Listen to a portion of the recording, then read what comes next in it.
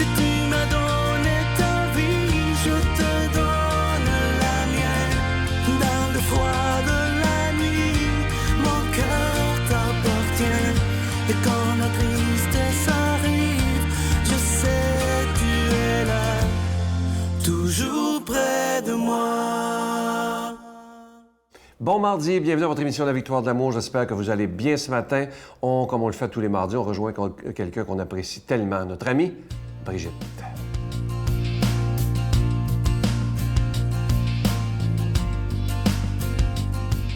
Bon matin tout le monde, j'espère que vous allez bien. J'ai glané sur Internet, je lis souvent ce que le pape publie, les discours qu'il donne, puis, mon Dieu, il est tellement prolifique, là, j'ai même pas le temps de tout lire. On se demande où est-ce qu'il trouve le temps de tout écrire, ce qu'il a à écrire. Alors, il donnait une conférence à un moment donné sur l'action catholique, puis comment penser à l'action, tu sais? C'est bien beau prier, puis faire les sacrements, puis tout ça, mais il faut être dans l'action aussi, tu sais. Jésus, il a dit, allez et faites des disciples. Ben oui, mais comment qu'on fait ça? Il faut sortir de nos pantoufles, puis aller faire des disciples. C'est ça notre grande mission que Jésus nous a confiée, puis il nous fait confiance dans cette mission-là qu'il nous donne. Puis le pape, il donne 3 conseils de base. C'est sûr que c'est vraiment grand, là, tout ce qu'on a à faire, mais il y a 3 trucs de base, très simples, concrets, qui pourraient nous aider, vous et moi, à passer à l'action. La première affaire, c'est la formation. La deuxième, c'est la prière. Et la troisième, c'est les sacrifices. Là, dès qu'on dit ce mot-là, tout le monde capote. Pas le sacrifice comme on l'entend habituellement. La première, de se former, dire vraiment de se former, là, de lire de la théologie, de lire le catéchisme, de lire la Bible. Alors, il faut lire sur notre foi. Apprenons à la connaître. Beaucoup ne connaissent pas suffisamment leur foi, puis s'éparpillent un peu partout. Donc, se former, il y a plein d'écoles de formation chrétienne, alors go, formons-nous. Même sur Internet, il y en a plein, là. C'est vraiment facile d'accès, je dirais. La deuxième chose qu'il faut faire, c'est prier. Ça paraît simple, là, ça paraît logique, mais prier, parce que la prière, ça fait qu'on sort de soi. C'est pas comme je disais il y a quelque temps dans cette même chronique, c'est pas une introversion, hein, la prière. C'est sortir de soi et aller dans la contemplation du Seigneur qui nous révèle à nous-mêmes. Et donc, ça, c'est une des conditions. Et la troisième, le sacrifice, où je me grattais la tête, je me disais, qu'est-ce qu'il veut dire? Mais le sacrifice dans le sens de donner ce qu'on a de meilleur.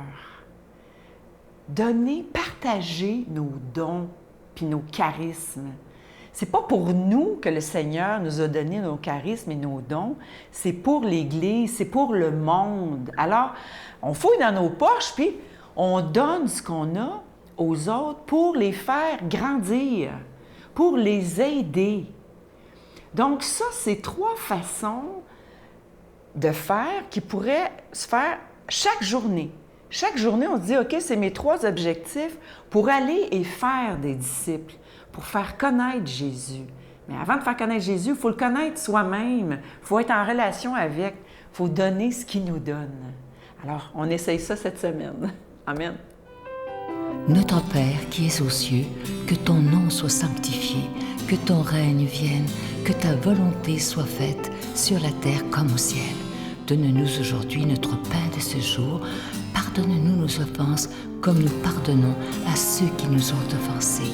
Ne nous laisse pas entrer en tentation, mais délivre-nous du mal, car c'est à toi qu'appartient le règne, la puissance et la gloire pour les siècles des siècles. Amen. Je continuerai à croire, même si tout le monde perd espoir. Je continuerai à aimer, même si les autres parlent de haine. Je continuerai à construire, même si les autres détruisent. Je continuerai à parler de paix, même au milieu d'une guerre. Je dessinerai des sourires sur des visages en larmes et je tendrai les bras à ceux qui se sentent épuisés. Oui, je continuerai à croire.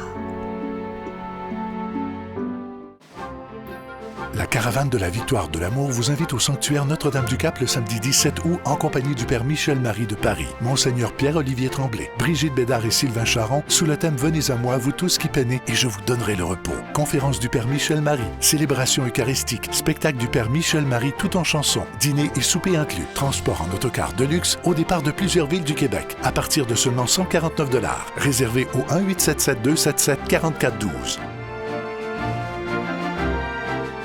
Je suis tellement content de vous parler de ce magnifique cadeau du mois pour le mois de juin 2019. Regardez-le bien, il a été fait sur mesure pour la Victoire de l'amour. Il s'agit d'un beau bracelet en bois d'olivier. Il est orné d'une petite croix argentée et déjà bénie. Et ce qui est magnifique, il est fabriqué par les mêmes religieuses qui font nos chapelets. C'est toujours tellement bien fait. C'est fait dans la prière. La communauté, elle est à Mexico. C'est la communauté Agnus Dei, dont vous voyez les membres présentement. Ils sont tellement contents qu'on fasse affaire avec eux parce que eux, ça leur permet d'aider les plus démunis à Mexico. Alors, je vous rappelle que c'est avec un don de 25 $ et si vous en voulez deux, avec un don de 40 $ parce que ça se donne vraiment bien en cadeau. Je vous donne l'adresse en vous disant merci de tout cœur de votre grande générosité. La Victoire de l'amour, case postale 120, succursale Boucherville à Boucherville, J4B 5E6, je vous la redonne. La Victoire de l'amour, case postale 120, succursale Boucherville à Boucherville, J4B 5E6. Également par téléphone, par carte de crédit, dans le 514-523-4433,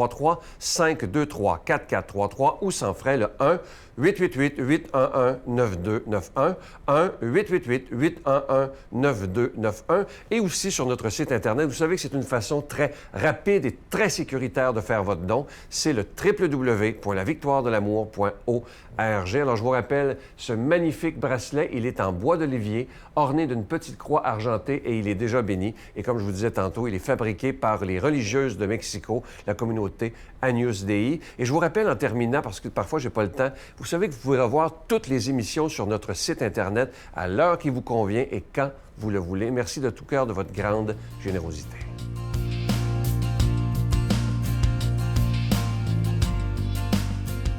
Mon Dieu, donnez-moi la sérénité d'accepter les choses que je ne peux changer, le courage de changer les choses que je peux et la sagesse d'en connaître la différence. Amen. Aujourd'hui, la parole de Dieu est proclamée par notre ami Pierre-Luc.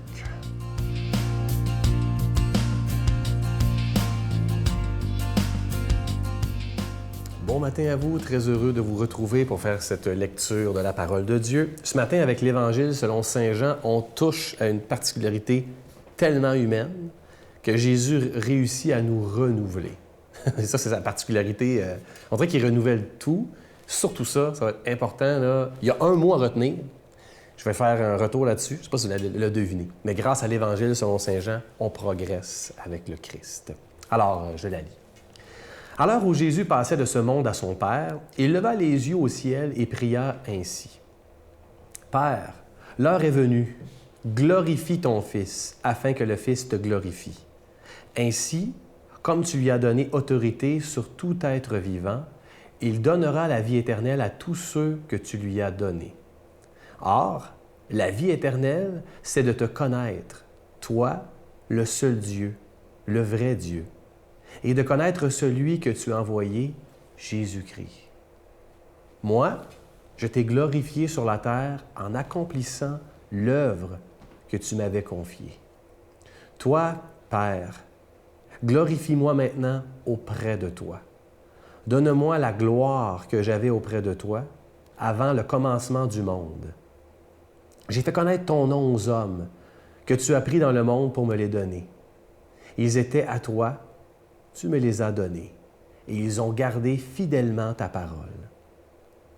Maintenant, ils ont reconnu que tout ce que tu m'as donné vient de toi, car je leur ai donné les paroles que tu m'avais données. Ils les ont reçues. Ils ont vraiment reconnu que je suis venu d'auprès de toi. Et ils ont cru que c'était toi qui m'avais envoyé. Je prie pour eux. Ce n'est pas pour le monde que je prie, mais pour ceux que tu m'as donnés. Ils sont à toi. et tout ce qui est à moi est à toi, comme tout ce qui est à toi est à moi. Et je trouve ma gloire en eux. Désormais, je ne suis plus dans le monde. Eux, ils sont dans le monde. Et moi, je viens vers toi. On aime ça quand... souvent, les évangiles commencent sur deux manières. Hein? Et Jésus s'adressait aux disciples ou Jésus s'adresse au Père. C'est intéressant, il y a comme cette connexion-là. Quel est le mot qu'on doit retenir de cet évangile, mesdames et messieurs? Un seul mot qui revient tout au long. La gloire. Jésus parle beaucoup de gloire, surtout au début, là. Glorifie, gloire, c'est le mot qui revient. On dirait qu'il redonne un sens à ce mot-là. On dirait qu'on n'aime pas ça. Avouez qu'aujourd'hui, là, vous diriez ça. Moi, j'aime la gloire. Moi, c'est ce que je préconise, la gloire. Les gens vont faire... Mon Dieu, c'est centré sur soi, ça, dire ça, la gloire. Et c'est intéressant, en fait. Je m'arrête aussi sur une description, une définition officielle. C'est quoi la vie éternelle? En passant, des fois, l'Évangile nous éduque, là. Moi, je crois en la vie éternelle. Il y a bien de mes amis qui me disent « Ah, tu veux dire l'éternité, tu ne mourras jamais. » Non, non, c'est pas ça. Mon corps meurt, mais moi, je pense qu'on demeure à jamais. Mais c'est quoi la véritable vie éternelle? Il s'est dit, la vie éternelle, là, c'est de te connaître toi, Dieu. C'est beau quand même. Ça, c'est intéressant. Mais je m'arrête aux mots qu'on aime. Et je m'inspire un peu d'une homélie que j'ai lue. Des fois, moi, je fais de la recherche un petit peu, là. Et j'ai lu une homélie du diocèse de Valleyfield. Alors, je salue les Campis Valenciens et les Campis Valenciennes. Et merci de m'inspirer. Parce qu'ils se sont arrêtés à cette homélie-là, en fait, à cet évangile-là, pour la question de la gloire. Mais la gloire dont Jésus parle ici, ça ne se trouve pas dans le regard des autres. La gloire se trouve avec Dieu, avec le Père. Et moi, je m'arrête là-dessus parce que je cherche trop la gloire. C'est incroyable. Dans plein de petits moments de ma vie, là, je veux tellement bien paraître. Je veux tellement être bon. Je veux qu'on me glorifie. Je suis sûr que vous êtes un peu comme ça. Je vous donne un exemple très concret, là. Moi, je fais du sport. Et là, le sport que je fais, bien, des fois, les gens nous regardent faire du sport, puis je te dis qu'il faut que je paraisse bien. Je vais donner un sport là, que je pratique. J'aime beaucoup jouer au volleyball.